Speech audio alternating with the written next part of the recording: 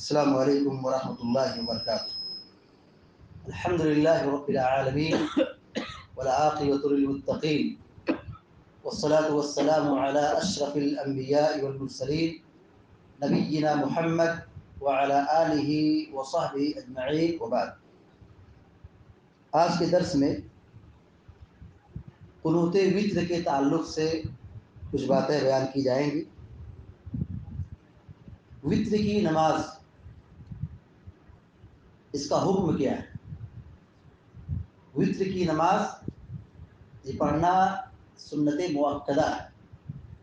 نبی کریم صلی اللہ علیہ وسلم نے نہ تو کبھی سفر میں چھوڑا ہے اور نہ کبھی حضر میں آپ نے اس نماز کو چھوڑا ہے، یعنی آپ ہمیشہ وتر کی نماز کی پابندی کرتے رہے۔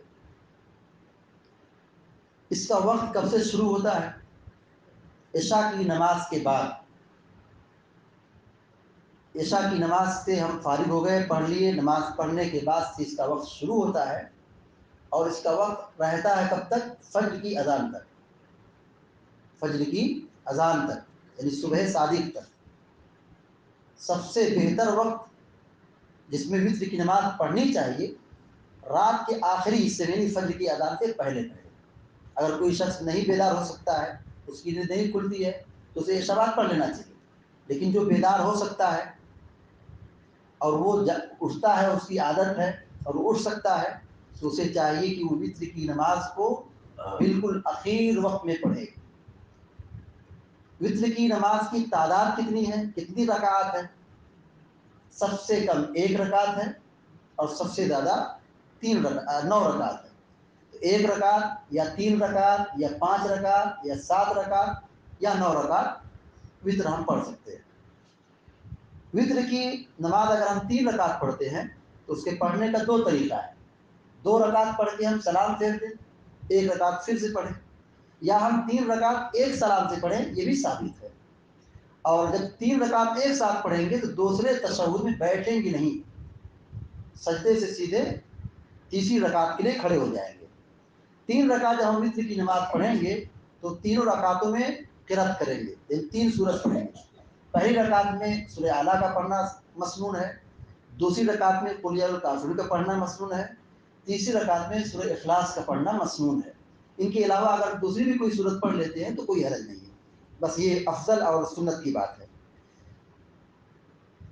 دعائے قنوت یہ کب پڑھی جائے گی؟ رکوع سے پہلے، رکوع میں جانے سے پہلے دعائے قنوت پڑھی جاتی ہے۔ دعائے قنوت کیا ہے؟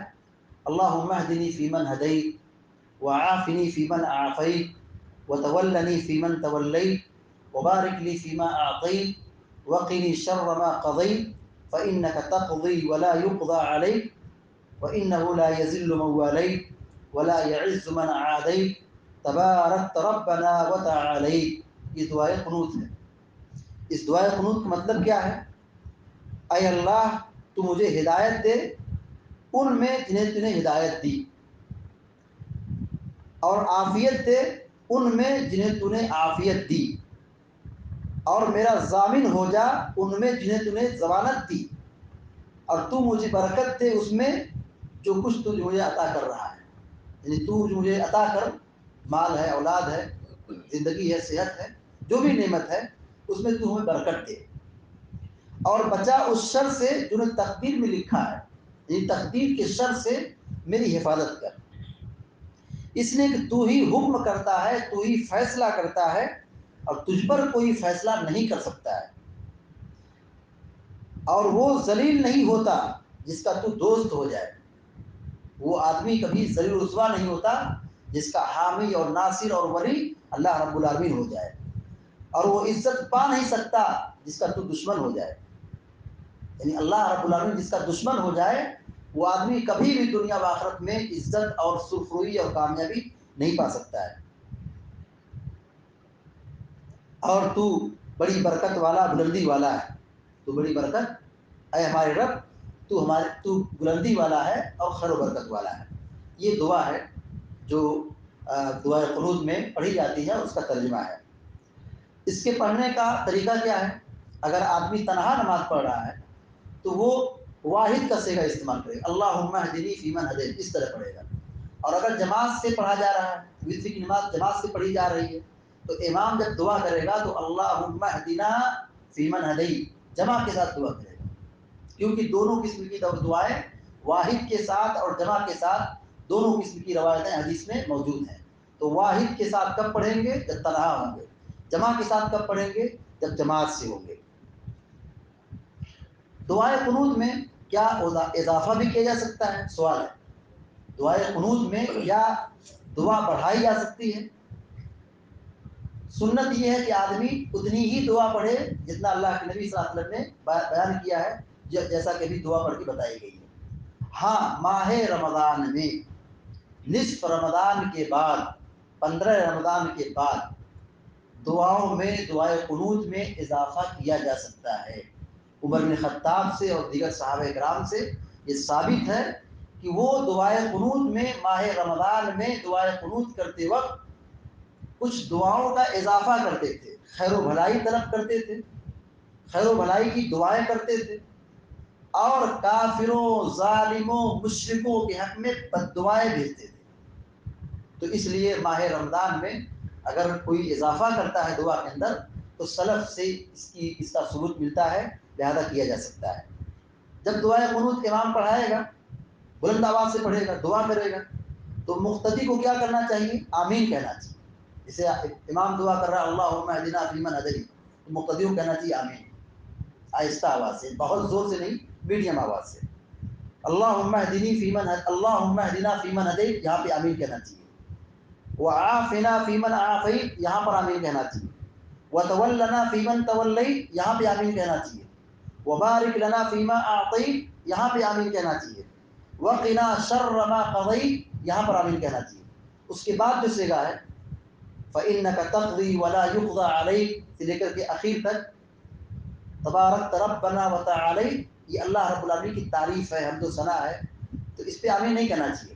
اس پہ اگر کوئی آدمی سبحان اللہ کہتا ہے تو کوئی حرج نہیں ہے، یہاں پہ آمین نہیں کہنا ہے۔ دعائے قنوت ہاتھ اٹھا کر کرنا چاہیے۔ دعائے قنوت جب پڑھا جائے، کیونکہ دعا مانگ رہے، دعا کا ادب یہ کہ آدمی ہاتھ اٹھا کے دعا کرے، تو دعا کا بھی ثبوت ملتا ہے صحابہ کرام سے۔ اس لیے دعائے قنوت میں ہاتھ اٹھانا درست ہے، اٹھانا چاہیے، اٹھا سکتے ہیں۔ اگر کوئی شخص نہیں اٹھاتا ہے کوئی بات نہیں، لیکن جب دعا کے لیے ہاتھ اٹھائیں گے، نماز کے اندر ہاتھ اپنے چہرے پر نہیں پھیریں گے، قطعاً اپنے ہاتھ کو چہرے پر نہیں پھیریں گے، سیدھے ہاتھ رفع الیدین کر کے گرا دیں گے، چہرے پر ہاتھ نہیں پھیریں گے نماز کے اندر۔ ہاں، یہ الگ مسئلہ ہے کہ نماز کے بعد اگر ہم دعا کر رہے ہیں تو چہرے پر اگر ہاتھ پھیر لیتے ہیں کوئی حرج نہیں، اس کا بھی سلف سے ثبوت ملتا ہے، صحابہ کرام سے اس کا بھی ثبوت ملتا ہے، تو اپنے ہاتھ کو چہرے پر پھیر لیتے تھے دعا کرنے کے بعد۔ جماعت سے وتر کی نماز پڑھنا یہ صرف رمضان میں مسنون ہے۔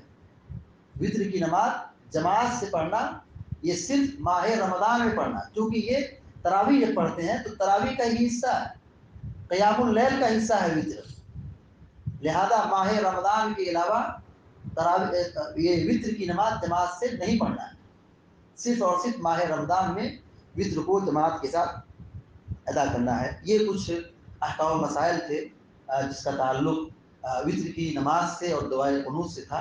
اللہ رب العالمین سے ہم دعا کرتے ہیں کہ اللہ تبارک و تعالی ہم سب کو اور سارے مسلمانوں کو دین کی صحیح سمجھ عطا فرمائے اور سنت کی روشنی میں ہم سب کو عمل کرنے کی توفیق عطا فرمائے، آمین یا رب العالمین۔ اقول قولی هذا واستغفر الله لي ولكم ولسائر المسلمین فاستغفروه انه الغفور الرحیم۔ ایک مسئلہ چھوٹ گیا تھا، وہ مسئلہ یہ ہے کہ جب دعا کا اختتام ہو تو صلی اللہ علیہ نبی کا کہنا ثابت ہے، صلی اللہ علیہ نبی پڑھیں گے، صلی اللہ علیہ نبی کہا جائے گا، یہ بھی سلف سے، صحابہ کرام سے ثابت ہے۔ یہ بات کیوں بیان کی جا رہی ہے؟ کچھ لوگ مطلب اس میں بے چینی پیدا کرتے ہیں، کہتے ہیں کہ نہیں پڑھنا چاہیے، غلط ہے۔ سلف سے، صحابہ کرام سے صلی اللہ علیہ نبی کا پڑھنا ثابت ہے، لہذا پڑھنا چاہیے۔ دعا میں درود بھیجنا ضروری ہے، دعا میں درود کا بھیجنا ضروری ہے۔ تو دعائے قنوت جو ہم کر رہے ہیں یا قنوت نازلہ پڑھ رہے ہیں، تو اس کے اخیر میں صلی اللہ علیہ نبی پڑھا جائے گا. اللہ تعالی ہم سب کو نیک سمجھ عطا فرمائے. آمین یا رب العالمین. السلام علیکم.